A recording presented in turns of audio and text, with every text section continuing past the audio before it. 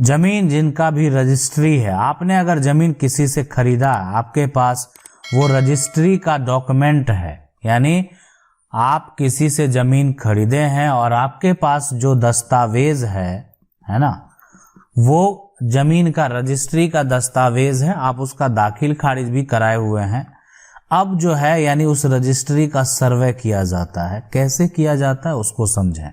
आप एक बड़ा सा प्लॉट था, प्लॉट का नंबर है 100 नंबर का ये प्लॉट है। अब ये समझ गए होंगे आप कि जमीन के नक्शे में ये जो नक्शा का में मैप का नंबर होगा, प्लॉट का नंबर होगा, है ना। बहुत जगह इसको जो एक तरह से अलग अलग नाम से पुकारते हैं, लेकिन आप ऐसे समझ सकते हैं कि आपका जो जमीन का नक्शा है, मैप है, और उसमें जो नंबर दिया हुआ, उस नंबर में से आप एक एरिया को खरीद लिए और साथ में आप ये पार्ट भी खरीदे हुए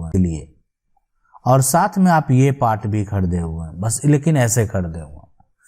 तो आगे जो भविष्य में सरकार को चाहिए, सरकार जो है एक समय पर जो अपने दस्तावेज को अपडेट करने का काम करती है, तो उसमें होता है क्या, अब ये पहले 100 नंबर का पूरा प्लॉट था, अब इसको तो डिवाइड करना होगा ना, कि अब इसमें ये पार्ट जो इंक्लूड हो गया, इसको भी एक नंबर देना होगा 101, और ये हो सकता है कि 100 ही दे, या कोई नया नंबर जारी हो जाए, मान लेते हैं इसको 65 दे दे और इसको जो 66 यानी 66 दे दे। तो ये जो है ना, अब ये नया प्लॉट नंबर बन के आएगा, इसमें ये नया नक्शा होगा। अब एक तरह से जो बनाने वाले हैं, हो सकता है इसमें किसी प्रकार का मिस्टेक कर दे। आपने संपत्ति जो है वो मान लेते हैं 5 कट्ठा खरीदा, लेकिन आपको जो मिला वो हो सकता है 6 कट्ठा कर, यानी जब इसको मेजर कर दिया जाए, तो आप बताएं कि इसका मान्यता जो है ठीक है, सरकार के द्वारा सर्वे में ऐसा किया गया, लेकिन आपके पास जो दस्तावेज है उसमें आपने क्या किया और सरकार के द्वारा क्या हुआ, सरकार के जो अधिकारी हैं उनके द्वारा क्या हुआ, तो आप ये समझ सकते हैं कि आपका जो वास्तविक है वो क्या होगा।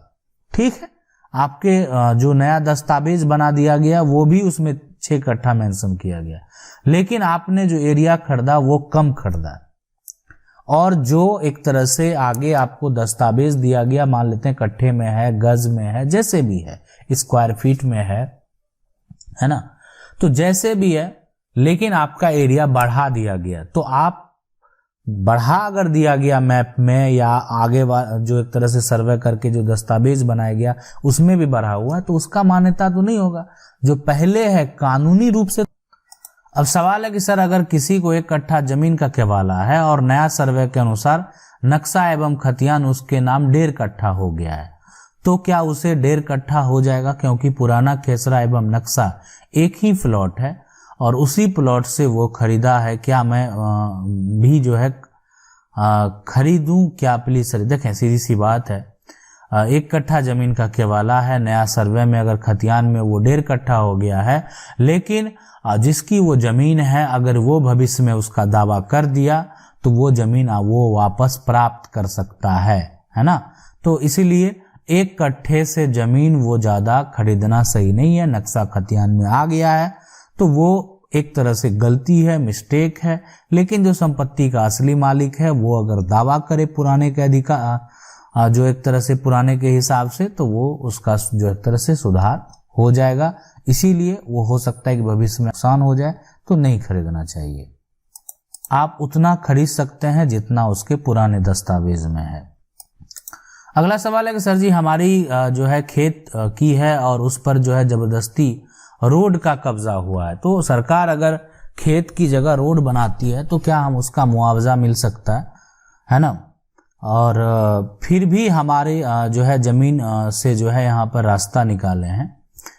देखें, अगर जो एक तरह से जो आपकी जमीन है, खेती की जमीन है, अगर लेकिन जबरदस्ती रोड बना हुआ है तो आप एसडीएम के पास उसके लिए केस फाइल करें कि आपका जो है एक तरह से निजी जमीन में जबरन रोड बना दिया गया, जबकि वो एक तरह से आपने दिया नहीं है सरकार को और उसका आपको मुआवजा चाहिए।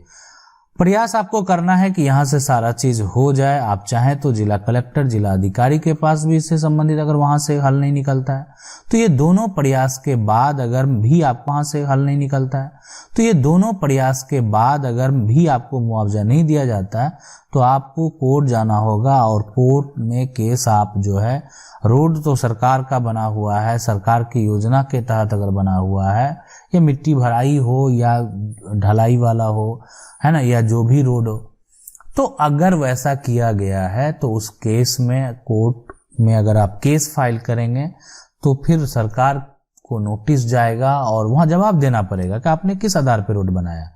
अगर रोड बनाया तो आपने मुआवजा क्यों नहीं दिया, तो मुआवजा जरूर मिलेगा आपको। अगला सवाल है, सर हम नौकरी का तैयारी कर रहे हैं और हम किसी पे जो है केस कर दें तो क्या ये बताइए कि क्या नौकरी जा सकती है, कैसे जो है केस होने पर नौकरी कैसे उसका जो है यहाँ पर देखें।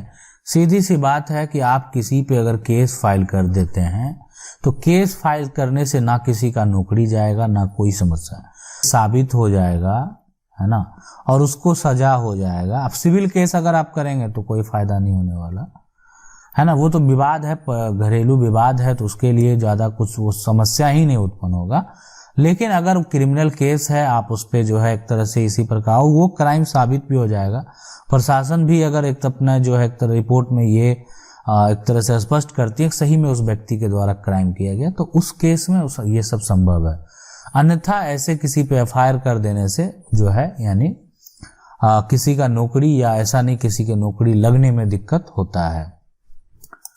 अगला सवाल है, सर मैं 3 भाई हूं, जमीन ले रहा हूं, माता पिता जीवित हैं, रजिस्ट्रेशन किसके नाम पर करूं, 3 भाई में हिस्सा लगा के कर लूं, सर प्लीज हेल्प, या पिता के नाम पर कर लूं, 65 ईयर का पिता है।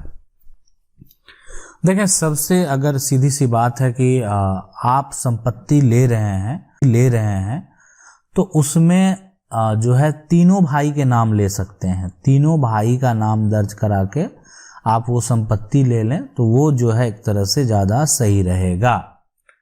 पिता के नाम अगर संपत्ति लेते हैं, आप कहेंगे कि अगर ठीक है पिता के नाम अगर संपत्ति लेंगे तो दिक्कत क्या होगा। देखें, दिक्कत यहां भी कुछ भी नहीं है, लेकिन पिता के जितने वंशज हैं, आप बेटे हैं, साथ में बेटी भी होंगी, तो वो भी एक तरह से उत्तराधिकारी होगी। और भविष्य में अगर वो जमीन अपने नाम पर आप करवाएंगे तो आपको बहन से फिर एनओसी लेना पड़ेगा। तो ये यहाँ पर आपको समस्या हो सकता है। मैंने जो बात है वो स्पष्ट बता दिया। लेने के लिए आप दोनों के लिए स्वतंत्र हैं, कोई दिक्कत नहीं है। तीनों भाई के नाम से संपत्ति दर्ज होगा और उसके बाद जो है जब आप तीनों संपत्ति के एक तरह से अधिकार रखते होंगे।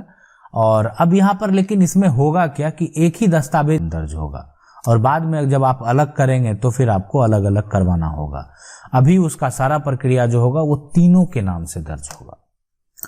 अगला सवाल है, सर नमस्ते, आपसे एक हेल्प चाहिए। 2016 में जो है यानी 11 आदमी ने मिलकर 5 कट्ठा 15 धूर जमीन खरीदा और यहाँ पर जो खतियान 1912 का है, 4 भाई का हिस्सा लगभग 2 बीघा जमीन है। मौखिक तौर पे बंटवारा हुआ है। एक भाई के लड़की ने अपनी भाई से हिस्सा लेकर 5 कट्ठा 15 धूर जमीन बेच दिया, जिसमें 11 लोगों ने मिलकर रजिस्ट्री के साथ खरीदा है। दाखिल खारिज भी जो है करवा लिया है, पर यहाँ पर जो है अवकात के हिसाब से जो है यह समस्या है कि 4 भाई में से एक भाई के लड़के बोल रहा है कि 5 कट्ठा 15 धूर जमीन मेरा हिस्सा है। सर कैसे मालूम होगा कि उसमें से जो है किसका हिस्सा है। सर जो लोग जमीन लिए हैं वो मिडिल क्लास लोग हैं, जो है ना बेची उनके नाम से जमाबंदी है। सबसे बड़ी बात है अगर किसी के नाम से जमाबंदी कायम होता है तो उसका मतलब उस एक तरह से आपस में ठीक है मौखिक हुआ, बंटवारा हुआ, लोग उसको अलग तो किए, वो बंटवारा तो मान्य होता है ना। अगर ये प्रॉपर्टी मौखिक तौर पे हम तीनों अलग अलग करके और तीनों लोग जो है अपने अलग अलग अपने कब्जे में रखे हुए हैं तो सीधी सी बात है कि बंटवारा हुआ तभी सभी का संपत्ति डिवाइड हुआ। अब लेकिन जो सवाल उठता है कि यहां पर जो वो बेटी संपत्ति को बेची है, जो वो 5 कट्ठा बिका है, तो सीधी सी बात है कि अगर एक भाई के लड़की है ना, तो अपना हिस्सा तो उनका होगा ही। अगर वो अपना शेयर वो बेची है, हो सकता है कि और उनका शेयर बने, अगर हो सकता है कि और उनका शेयर बने, तो कोई अगर अपना हिस्सा बेचता, आपका दाखिल खर्च कहने से कुछ नहीं होने वाला, कोर्ट जाने से कुछ नहीं होने वाला है। हो सकता है कि अगर कोर्ट जाए तो उसको, उस व्यक्ति को और नुकसान हो जाए कि 5 कट्ठा के जगह पर मान लेते हैं 4 भाई है और उनको, और हो सकता है कि कोई बेटी हो तो वो भी हक का दावा करे, तो और भी समस्या उत्पन्न हो सकता है, या और जमीन जो है उस बेटी का निकलता हो और देना पड़ जाए। तो आपको लेकिन किसी प्रकार से दिक्कत नहीं है अगर संपत्ति का मौखिक बंटवारा होकर संपत्ति अलग अलग विक्रेता के नाम दर्ज है। तो अगला सवाल है, भाई मैं एक बड़ी सीरियस प्रॉब्लम है, मेरा बड़ा भाई और भाभी मुझे जो है यहाँ पर टॉर्चर करते हैं और मेरी बात जो है घर में चलने नहीं देते हैं, है ना। बूढ़े बाप की जो है यहाँ पर ना तो सेवा करने देते हैं और ना मुझे घर में रहने देते हैं। मुझे 10 साल से जो है यहाँ पर किराए के घर में रहने को मजबूर किया, पर मैं जो है कंपटीशन एग्जाम फाइट करके प्रॉब्लम को सॉल्व करूं या कोर्ट में जाऊं। देखें, सीधी सी बात है, मेरी राय है कि जीवन में जो है ना, अपना लक्ष्य जो है वो पाना सबसे बड़ी चीज है, और वो अगर आप प्राप्त करने में सक्षम होते हैं तो पहले आपको वही करना चाहिए। पिता की संपत्ति है, वो आपको हक मिलेगा ही। अगर पैतृक संपत्ति होगा, है ना, पैतृक संपत्ति अगर होता है तो वो अगर पिता दे भी देंगे तो भी हक मिलेगा। लेकिन अगर आप कोर्ट चले जाते हैं तो थोड़ा देखें, जब भी हम एक तरह से क्या होता है कि आदमी बीमार पड़ता है, आदमी किसी समस्या उलझन में अगर परेशानी में पड़ता है, तो उसमें थोड़ा इंगेज तो रहना ही पड़ता है कि घर के कोई सदस्य अगर बीमार में इंगेज नहीं होते, बिल्कुल होते हैं। तो उसी प्रकार से अगर आपकी संपत्ति बीमार पड़ेगी तो आप कोर्ट जाएंगे तो थोड़ा टाइम तो वहां भी निकालना ही होगा। जब मान लेते हैं आपका जरूरत होगा, आपको जाना होगा। तो इसीलिए अगर आप अभी तैयारी कर रहे हैं तो आपके पास विकल्प है कि आप पूरा फोकस, आपके साथ कौन टॉर्चर कर रहे हैं, क्या कर रहे हैं, नहीं कर रहे हैं, उस सभी बातों को माइंड से निकालते हुए अपने लक्ष्य के ऊपर काम करें, और लक्ष्य प्राप्त होने के बाद जो है उसके बाद आपको जो करना है आप कर सकते हैं। आपकी संपत्ति है और आपका हक है, आपसे कोई नहीं छीन सकता है।